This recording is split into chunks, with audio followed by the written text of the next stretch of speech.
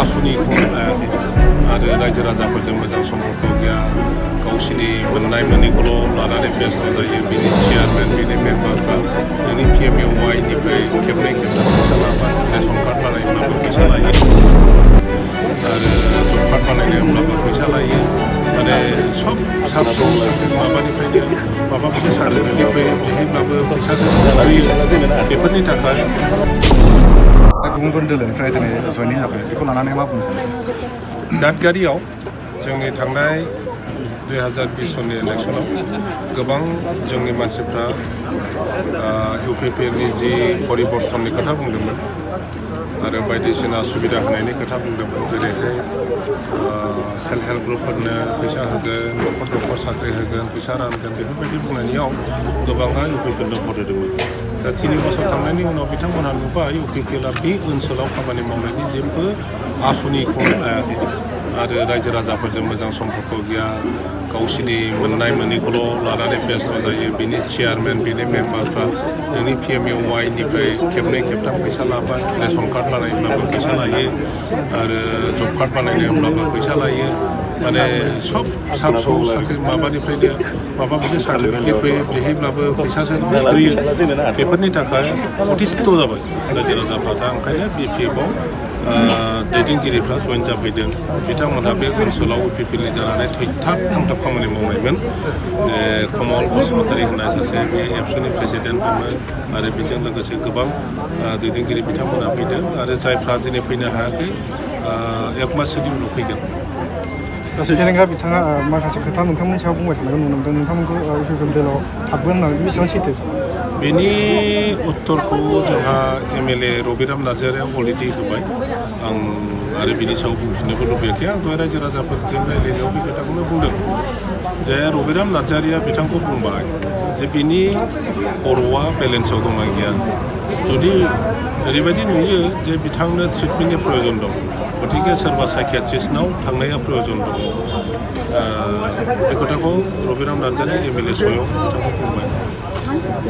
आंखौ आगोलावनो बुंग्रोदों परबतजरायाव जे गावलायनो परबतजरायाव UPPनि जानाय दारायसिगोन आरो आंनो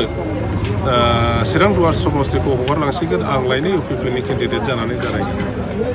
आं सोर आरो बिथाङा सोर रायजो राजाया बिजिरगोन हाग्रामाया सोर बिथाङा सोर रायजो राजाया बिजिरगोन हाग्रामानि जि कन्ट्रिबिउसन समाजाव बिथांनि जि खामानि मावनाय बिनि कम्पेरिजनाव जाहा रन्जित बिथाङा माबाखौ हाग्रामा बिथांखौ जुदि मैदेरजों रुजुयो अब्ला आं सानो बिथाङा मासे बोस्रोमबो नङा बिथांनि कम्पेरिजन साननैसो सिगां आसामनि बारग' मन्त्रि चन्दन ब्रह्मखौ UPPआव हाबसिगोन होननानै बुंदों खोनानो मोन्दों खौरां बिजोङाव जुदि गमामायै हाबोब्ला BPF-आ माबा मोनसे खहा जागोन हाबा चन्दन ब्रह्म बिथाङा BPF दोलोखौ नागारनानै थांग्रा बेक्ति नङा बिथाङा बेहायनो थागोन सार प्रमद बर' बिथाङा नोंथांमोननि दोलोखौ बा नोंथांमोनखौ फांसेबो बिफां गायलाङाखै होननानै बुंदों बिनि सायाव मा बुंनो जों बिफां गायलाङाखै बिफां गायलाङाखै जोङो अब्लालाय रायजो राजा जोंना फरेस्ट डिपार्टमेन्टआ खोन्थागोन मानासखौ सोर रिभाइभ खालामखो मानासखौ जों बोरै बेहाय बासायखो कसुगाव हल्टुगाव बे हाग्राखौ जोङो बोरै बासायखो खिन्थु बिथांमोननि दिनाव दंफां गायदों ना दंफां फोजोबदों नोंथांमोना थां सिङाव प्रमद बर'आ थां हाग्रायाव दिनै 20 स्कुवेर किल'मिटार 30 स्कुवेर किल'मिटार हाग्राखौ बे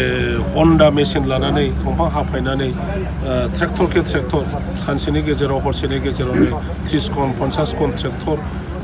लानानै थांनाय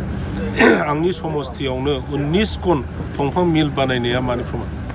बिथांमोना 3 बोसोराव जेबो खामानि मावनो हामाराखै नामा नोंथांमोननि 3 बोसोराव दिनै BTC-खौ धंस' खालामबाय जोङो बुंगासिनो दं 16टा डिपार्टमेन्टखौथ' हरथाबाय बे 16टा डिपार्टमेन्टनि सायाव बिथां प्रमद बर' बा EM बिथांमोनहा MCLA बिथांमोनहा जेबो आखाइ गैया आरो बेखौ नङा होनबाय थायो नोंथांमोनहा जार्नालिस्ट जानानै बेखौ एसे रिसार्च खालाम दिनै सासे चौकिदारखौबो पस्टिं खालामनांगौबा ट्रेन्सफार खालामनांगौब्ला जोंनि BTC-नि सेक्रेटारिफ्रा हाया जोंनि EM-फ्रा हाया चिफ सयं बिथाङा हाया DC-आल' हायो नोंनि स्किम हमनांगौ एडुकेसननि स्किम नोंनि एग्रिकालसारनि स्किम नोंनि हेल्थनि स्किम डिसिनि बादै रावबो हाया बे मा जाखो डिसियाथ' नोंनि आन्दाराव गैया आरो दा मोनसे अर्डार दिहुनदों आसामनिफ्राय बेखौ जुदि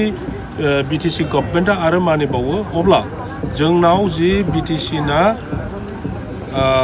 साख्रियालफोरनो बेथन होनो हानाय क्षमता जों जे बेथन होयोमोन बे बेथन होनाय क्षमतायाबो आरोबाव उथायजाबावसै आरो बेखौ जुदि उथायबायब्ला बिटिसिया लं थं जेबो गैला